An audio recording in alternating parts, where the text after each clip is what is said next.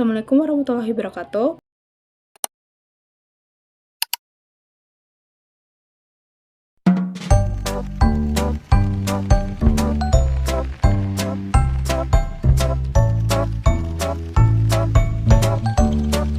Perkenalkan, nama saya Zena Rani, biasa dipanggil Zena dengan NIM 25002267. Kali ini saya akan mempresentasikan tentang konsep dasar komunikasi dalam mata kuliah komunikasi organisasi.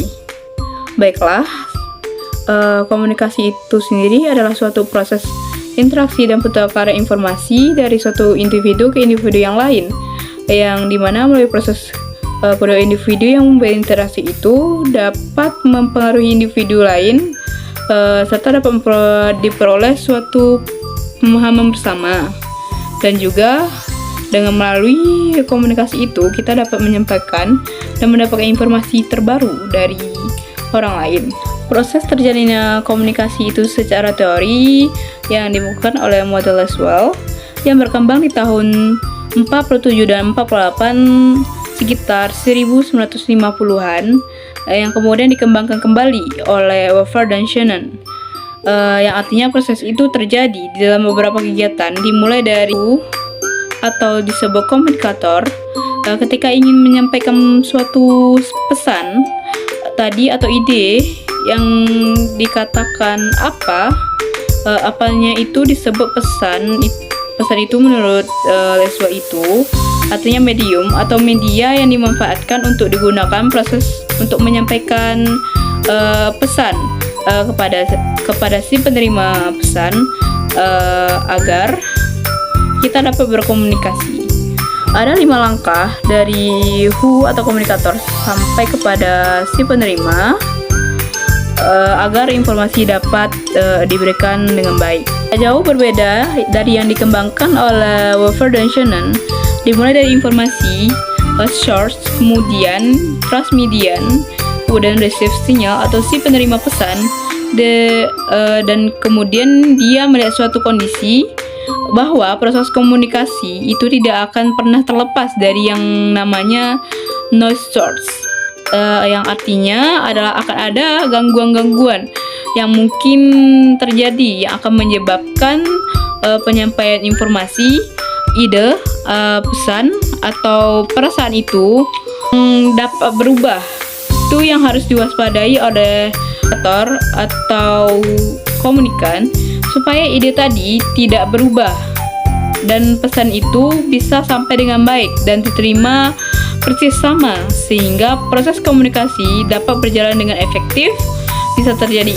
Maka komunikasi baru dapat dikatakan memberikan manfaat yang baik. Untuk sekarang yang berkembang dari 2 model yang tadi, ada satu proses komunikasi yang kita kenal dengan konsep komunikasi organisasi, yaitu yang dijelaskan dalam Robin, yang secara singkatnya yaitu proses komunikasi itu kita bagi dalam kotak yang besar, kemudian ada kondisi-kondisi yang terjadi di antara 2 hal ini yang penjelasannya seperti ini. Kotak pertama kita sebut sebagai proses kegiatan atau proses kegiatan yang dilakukan oleh si pengirim pesan atau komunikator, yang diberikan kepada kotak kedua yaitu daripada si penerima pesan sekitaran kita.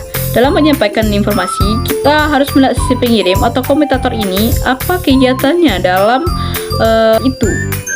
Adalah pesan atau informasi yang akan disampaikan oleh si pengirim dan didesain sedemikian rupa untuk bisa sukses dan sampai pada komunikasi yang punya informasi menjadi penentunya dan informasi itu dapat dipahami dengan baik.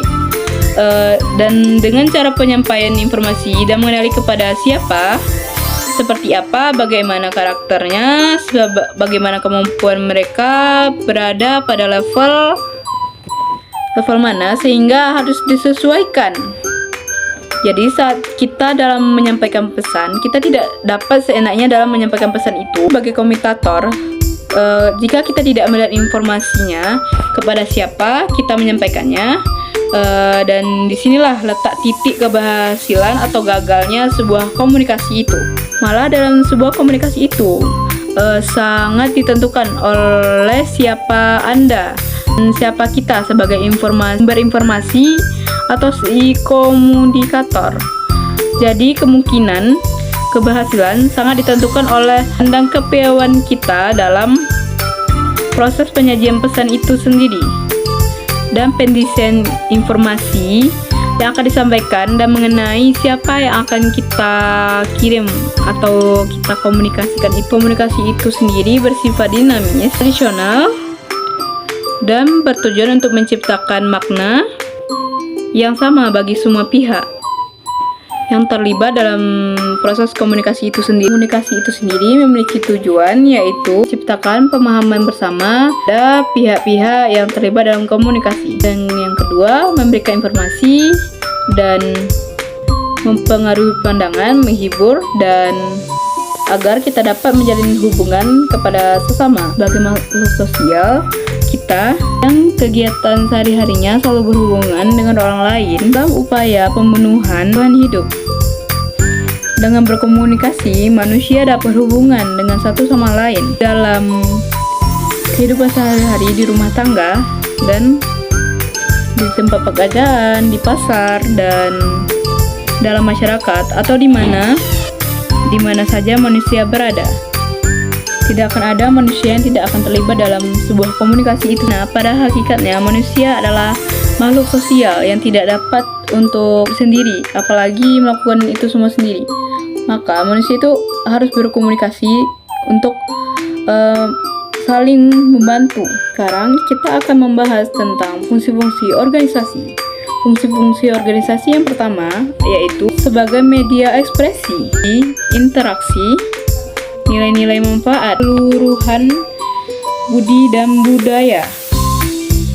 Jadi, komunikasi fungsinya adalah sebagai media ekspresi. Contohnya yaitu pilihan saya salurkan melalui komunikasi dan saya ungkapkan sebagai ekspresi saya, menunjukkan bahwa saya sedang sedih dan kemarahan saya ungkapkan dengan melalui komunikasi kepada seseorang. Itu sebagai bentuk media ekspresi, maka jadi itu komunikasi. Maka benar, komunikasi itu berfungsi sebagai media ekspresi ungkapan perasaan.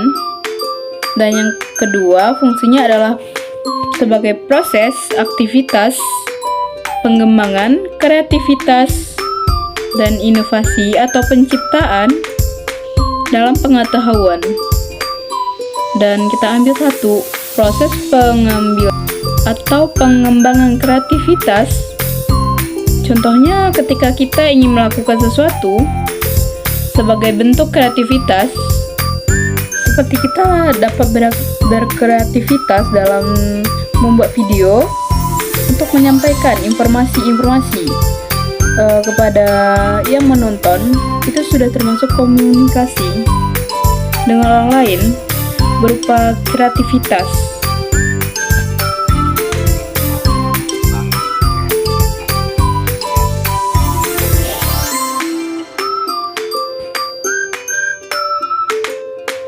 Dan inovasi.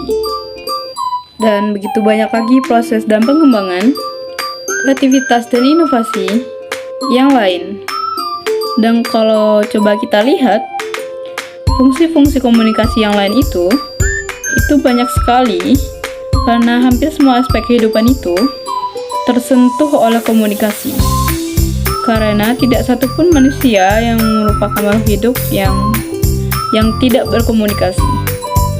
Jadi fungsinya itu termasuk semuanya, apakah pemindahan pengertian atau pengetahuan. Yang pasti itu sekarang terjadi dengan seperti tidak tahu menjadi tahu. Contohnya nggak usah jauh-jauh, misalnya orang yang bergosip. Bergosip itu adalah proses transfer pengetahuan tentang kabar seseorang yang tidak paham selama ini menjadi paham. Dan seperti kita yang sekarang tidak tahu apa-apa menjadi tahu, dan mengerti menjadi tidak mengerti, atau sebaliknya. Nah, itu adalah transfer atau pemindahan pemahaman atau pengetahuan. Termasuk seperti sekarang, pembelajaran adalah proses transfer informasi dan penambahan wawasan. Evaluasi, efektivitas komunikasi. Fungsi lainnya adalah koreksi. Fungsi berikutnya adalah pengendalian, penguasaan lingkungan, apalagi transformasi dan evaluasi diri, dan transformasi diri, dan banyak sekali fungsi-fungsi lainnya sebuah komunikasi itu. Dan tujuan dalam komunikasi yang lainnya yaitu adalah untuk mengubah persepsi, sikap, dan perilaku, termasuk mempengaruhi persepsi, sikap, dan perilaku orang lain. Contohnya itu bisa dalam pembelajaran, seperti kita belajar dengan seorang guru atau pembicaraan dalam pembelajaran itu. Dan kedua, menjadi alat untuk menyatukan aktivitas dalam organisasi, berarti itu menyatukan aktivitas organisasi.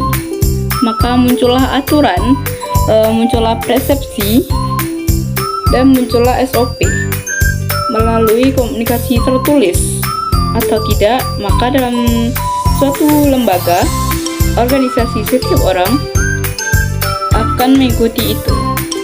Maka terjadilah yang namanya proses bersama menyatukan aktivitas itu, sehingga seseorang melakukan dengan sesuai dengan role atau aturan-aturan yang ditetapkan oleh lembaga. Maka segitu saja analisis saya tentang konsep organisasi ini.